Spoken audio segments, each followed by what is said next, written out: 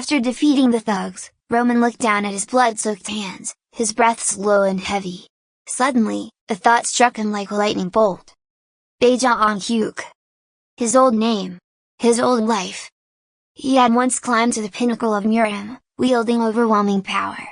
Hundreds of thousands of martial artists had fallen before him, massacred for daring to defy his rule. The world had trembled beneath his feet, acknowledging the absolute dominance of the heavenly demon cult. But now, he was struggling against a handful of mere street thugs.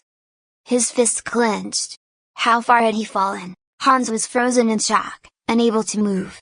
He couldn't believe what he had just witnessed. His master had effortlessly defeated the thugs. Roman turned to him, his voice calm yet commanding. "Hans, could you call the guards and tell them what happened here?" Snapping out of his trance, Hans jolted awake. Without hesitation, he turned and ran as fast as he could to carry out his master's command. As Roman clenched his fist, a weak, trembling voice broke through the silence. "Young master!" The voice of a battered boy echoed in his ears, filled with pain and gratitude. Roman turned to look at him. The boy's face was swollen beyond recognition, his body bruised and beaten. Yet, despite his injuries, he forced a smile. "Thank you for saving my life." Roman's expression remained indifferent as he met the boy's gaze. His voice was cold and firm. "Don't get the wrong idea. I didn't save you. I was merely teaching those thugs a lesson for breaking the law." As Roman locked eyes with the boy, a sudden memory surged through his mind like a thunderclap. Those eyes! In his past life, he had seen them before, the eyes of the mad demon. A being of chaos, destruction, and unrivaled power. The realization sent a chill down his spine. The next day arrives with a bright and beautiful sunrise, casting golden light over the Dimitri estate. A carriage rolled to a stop at the grand entrance. Inside sat a stunning young woman with golden blonde hair, striking blue eyes, and a slender, graceful figure. Her name was Flora, Roman Dimitri's fiancée. She had come to the estate for one reason, to break their engagement. Hans and Roman walked side by side through the wide corridor of the estate when a voice suddenly echoed behind them. "Roman!" The voice of a woman. Roman turned his head and saw Flora standing there, her piercing blue eyes filled with seriousness. There was no hesitation in her expression. "Can we talk?" she asked. As they walked, Flora's mind wandered to Roman's reputation. Roman Dimitri, the eldest son of the Dimitri family. The Moron.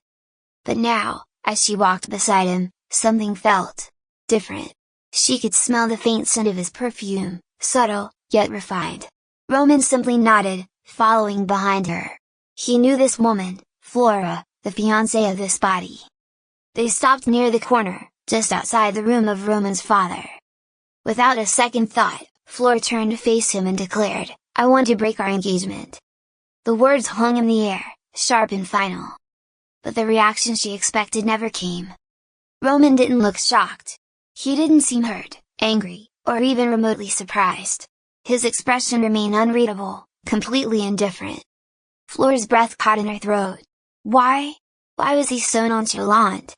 Roman met Flora's gaze, his expression calm and unwavering. Then, in a steady voice, he said, "Let's do that." Flora froze. She had prepared herself for resistance, anger, maybe even desperation. But instead, Roman accepted her decision without hesitation. She opened her mouth to speak, but no words came out.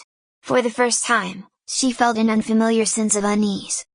Roman simply turned away, as if the matter was nothing more than a trivial conversation. Roman stepped into his father's room, his posture straight and unwavering. Without hesitation, he spoke. "The engagement is over." Silence filled the room for a moment before his father's face twisted in shock and fury. "You moron!" his father roared, slamming his fist on the desk. "I provided you with a good life, a stable future. A marriage with the Lawrences would secure our family's nobility. All you had to do was marry that beautiful woman, but you couldn't even do that." In a fit of rage, his father grabbed a cup and hurled it at Roman's head. A warm blood trickled down his forehead. But Roman didn't flinch. Gritting his teeth, his father glared at him. "Fine.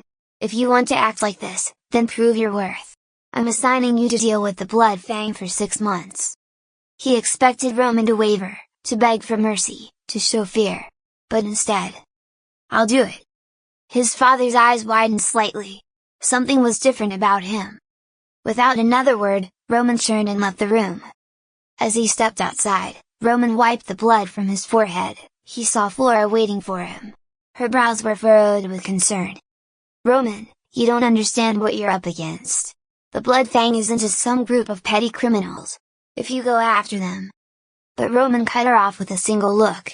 His decision was final. "It doesn't matter." His voice was calm, yet absolute. "I'll deal with them." Flora stared at him, struggling to comprehend what had changed.